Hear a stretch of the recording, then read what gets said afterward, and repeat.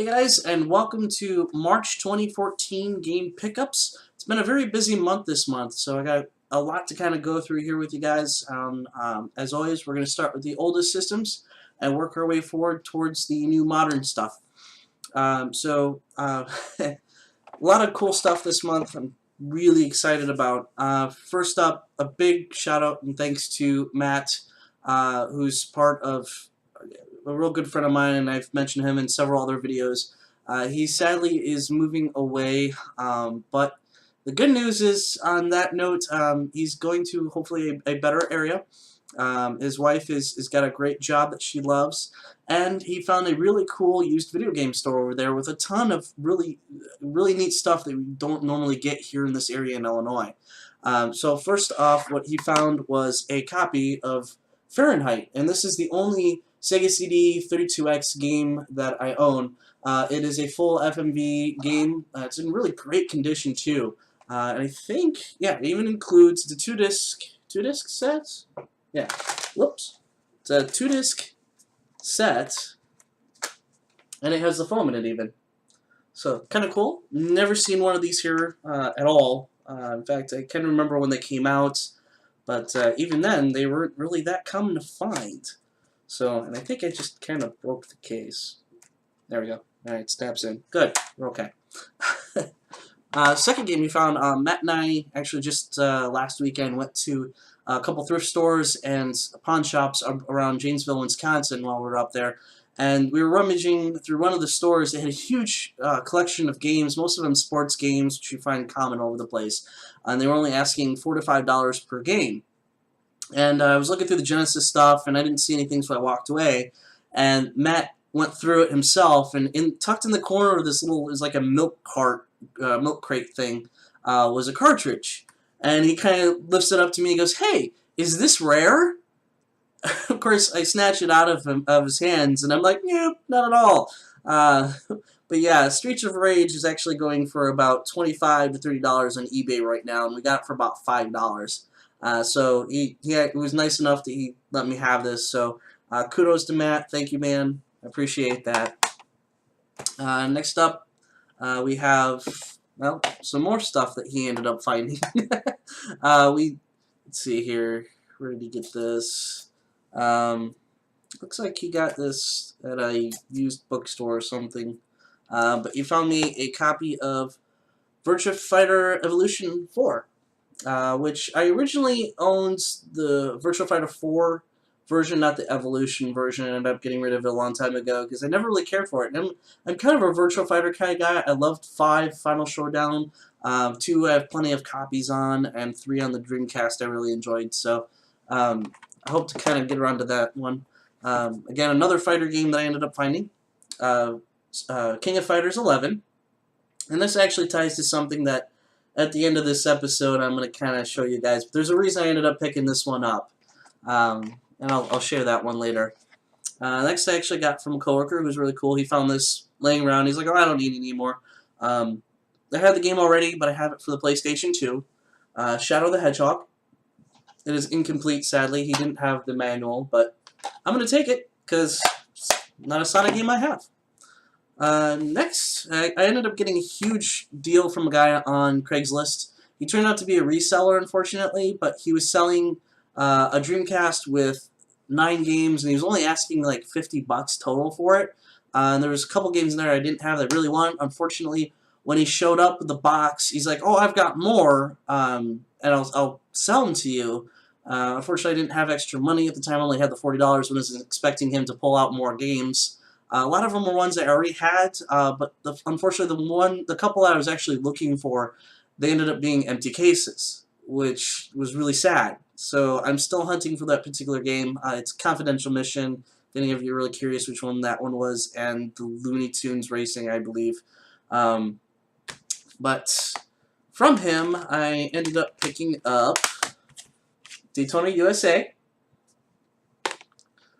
MDK2, Echo, The Tides of Time, or Defenders of the Future, I guess, sorry. Walt Disney Magical World Tour,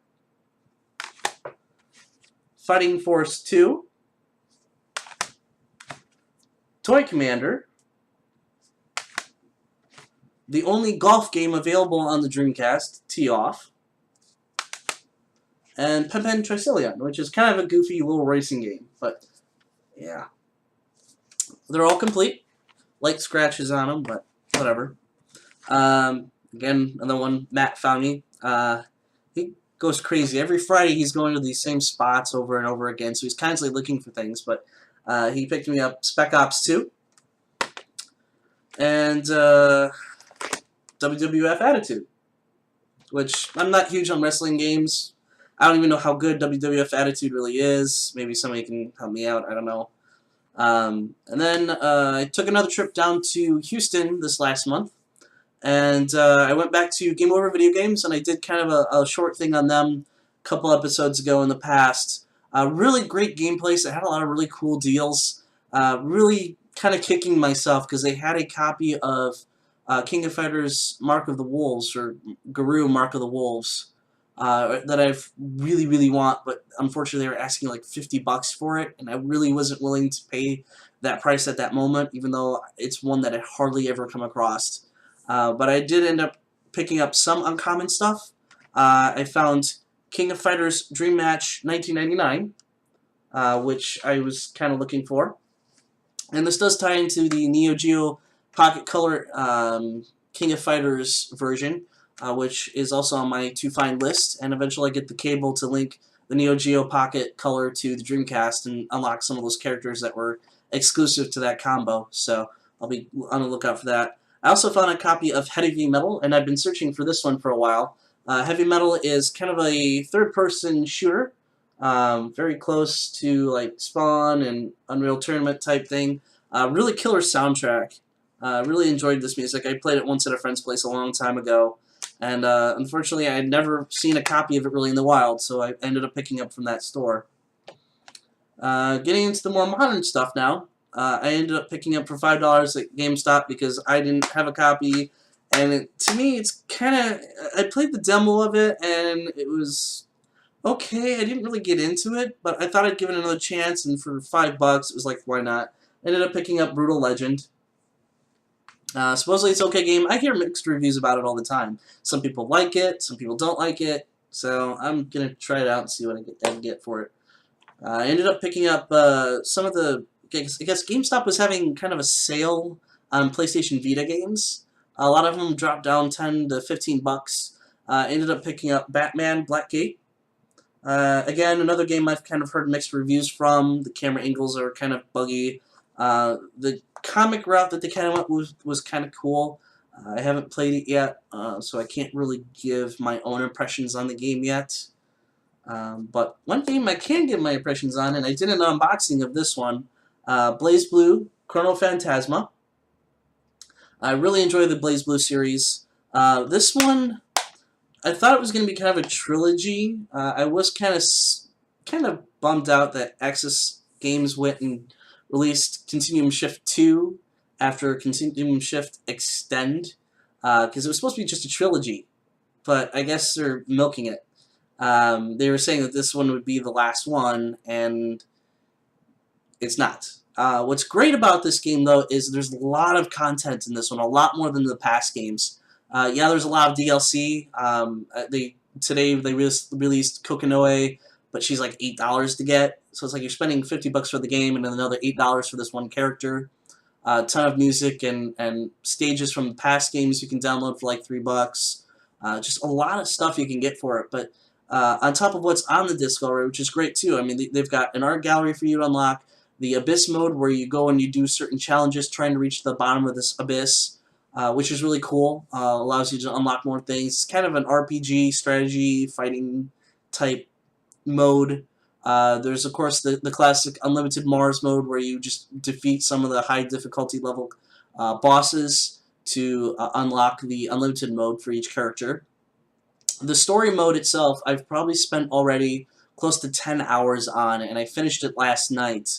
And you do unlock one of the characters by going through that. The story finally unfolds a little bit more, which is great. You get more pieces of the puzzle together, and then they leave you hanging again, unfortunately. So they've already led up to the fact that there will be another Blazblue, and it might be in the PS4, Xbox One. I don't know. It is kind of sad that they decided to stick this Blazblue only as a PlayStation 3 exclusive.